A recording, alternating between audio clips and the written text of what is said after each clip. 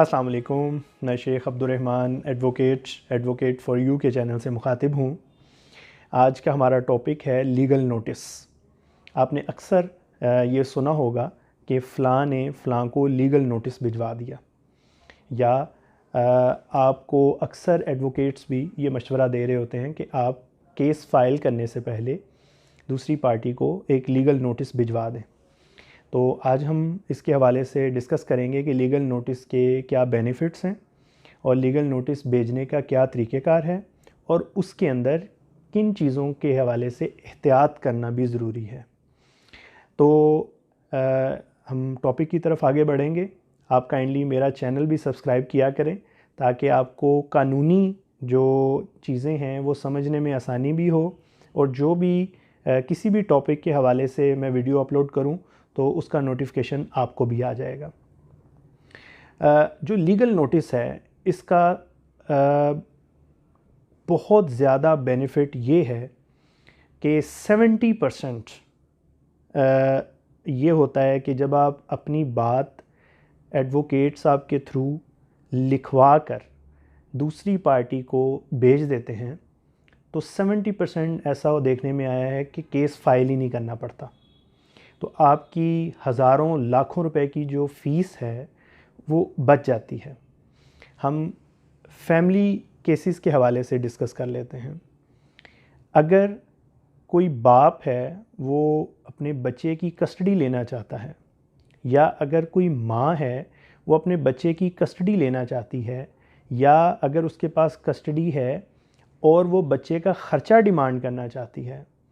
और अगर वो सामान जहेज़ के लिए केस फ़ाइल करना चाहती है कोई ख़ातून, तो वो पहले एक लीगल नोटिस भिजवा सकती है दूसरी पार्टी को, यानी अपने साबका शोहर को, या जो अभी वो जिसके निकाह में है वो उसको लीगल नोटिस के ज़रिए अपनी बात पहुंचा सकती है। और जिस वक्त वो लीगल नोटिस भेज दिया जाता है तो दूसरी पार्टी के पास जब वो इन राइटिंग बात लिखी हुई जो है वो पहुंच जाती है, तो हमारी सोसाइटी में 70% लोग जो हैं वो कोर्ट कचहरी के चक्करों से बचना चाहते हैं। इस चीज़ को, वो लिखी हुई चीज़ को जब पढ़ते हैं तो बाज़ औक़ात सुनी हुई बात उस तरह असर नहीं कर पाती, जो बात आपके सामने लिखी हुई आ जाए तो उसका असर हो जाता है। लेकिन चूँकि एडवोकेट्स ने इसको टेक्निकल वे में लिख के भेजना होता है, और साथ एक टाइम पीरियड देना होता है लीगल नोटिस के अंदर कि इतने दिन में इसका जवाब भी भिजवाएं, वरना फिर हम कोर्ट के अंदर केस दायर करेंगे, चाहे वो क्रिमिनल केस हो या सिविल केस हो या फैमिली केस हो। जो भी केस के हवाले से उसमें बात लिखी होगी उसके मुताबिक फिर बाद में केस भी फाइल किया जा सकता है। लेकिन ये आपका कोई भी राइट जो है वो वायलेट हो रहा हो, आप किसी जगह पे डिप्राइव हों, आप लीगल नोटिस भिजवा के दूसरी पार्टी को इंटीमेट कर सकते हैं, उसको मतनबे कर सकते हैं कि ये मेरा राइट जो है तुम वायलेट कर रहे हो, ये चीज़ जो है वो मैं तुम्हें कह रहा था लेकिन तुम मेरी बात नहीं मान रहे। ये सारी चीज़ें टेक्निकल वे में लीगल नोटिस में लिखकर भिजवाई जा सकती हैं। और इसके अलावा जो इसका बेनिफिट है वो ये है कि जिस वक्त एक आपने लीगल नोटिस भिजवाया और दूसरी तरफ से आपकी जो दुश्मन पार्टी है या जो आपके अगेंस्ट पार्टी है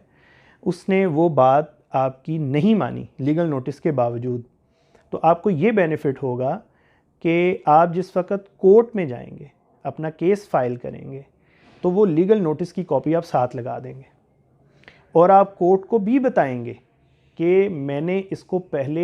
ये लीगल नोटिस भिजवा के अपनी बात वाज़े की है ताकि मेरा मौक़िफ़ इसके सामने क्लियर हो सके। लेकिन चूँकि इसने मेरी बात नहीं मानी,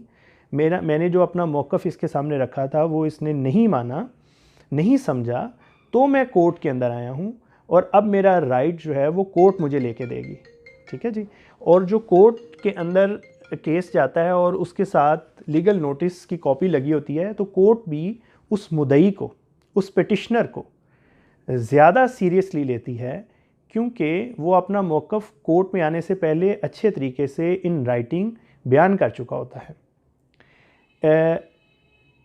कोर्ट इस चीज़ को भी मद्देनज़र रखती है कि इसने कोर्ट का कीमती टाइम बचाने के लिए भी पहले उसको लीगल नोटिस दूसरी पार्टी को भेजा था,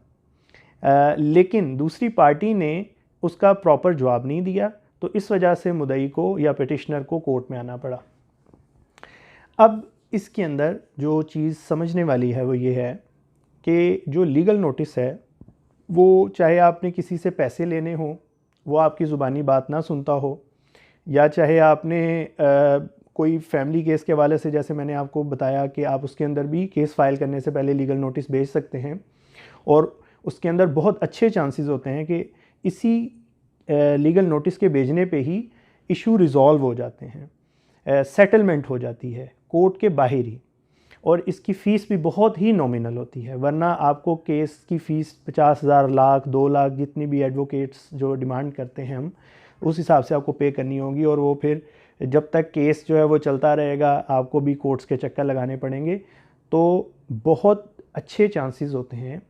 कि लीगल नोटिस भिजवाने पे ही इशू रिज़ॉल्व हो जाए। इसका जो तरीक़ेकार है वो ये होता है कि जो भी आपकी डिमांड है, जो भी बात आपने दूसरी पार्टी को कहनी है, उसको टेक्निकल वे में, कानूनी तौर पर एडवोकेट साहब एक लीगल नोटिस की शक्ल में तहरीर करते हैं, अपना एड्रेस देते हैं और ये लिखते हैं कि मुझे मेरे क्लाइंट ने ये लीगल नोटिस भेजने का कहा है। तो वो फिर दूसरी पार्टी को जाता है और उसके साथ एक एक्नॉलेजमेंट लगती है, ताकि जब दूसरी पार्टी उस लीगल नोटिस को रिसीव करे तो वो एक्नॉलेजमेंट के ऊपर साइन करके वो वापस भेजा जाता है, ताकि हमारे पास भी प्रूफ रहे कि वहाँ पर किसने रिसीव किया। कल को अगर केस फाइल करें तो वो एक्नॉलेजमेंट भी साथ लगती है, ताकि कोई इस बात पे दाएं बाएं ना हो सके कि हमें तो कोई लीगल नोटिस आया ही नहीं है। तो वो भी हमारे पास फिर प्रूफ होता है कि हमने ये लीगल नोटिस इसको भेजा था और उसके बावजूद इसने हमारी बात नहीं सुनी या मानी, अब हम कोर्ट के अंदर आए हैं। तो कोर्ट में उसी सूरत में आएंगे जब लीगल नोटिस का उसको असर नहीं होगा, लेकिन बहुत ही अच्छे चांसेस होते हैं कि लीगल नोटिस पे ही दोनों पार्टीज़ का आपस में तय हो जाता है मामला, सेटलमेंट हो जाती है। क्योंकि हर कोई आज के दौर में अपना टाइम भी बचाना चाहता है। जो पढ़े लिखे ज़्यादा समझदार लोग होते हैं वो अपना टाइम और पैसा बचाते हैं। मेरा फ़ोन नंबर है 0300 460 9846 और मेरा ऑफ़िस एड्रेस है office number 309 Arooj centre, Faridkot road, Lahore high court, Lahore.